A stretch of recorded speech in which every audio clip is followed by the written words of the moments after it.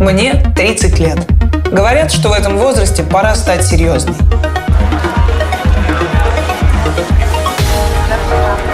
Что нужно изо всех сил строить карьеру.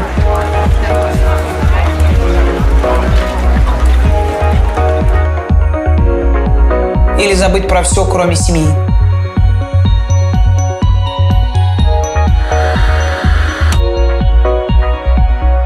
Ничего не имею против семьи или карьеры. А эти подростковые шмотки пора уже одеваться по возрасту. Говорят, сколько можно, хватит уже снимать эти видео для Инстаграма.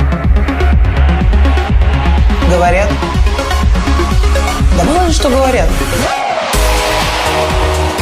У того, что действительно важно, у радости, вдохновения, красоты нет возраста. Расскажи свою историю красоты с хэштегом «И я красива».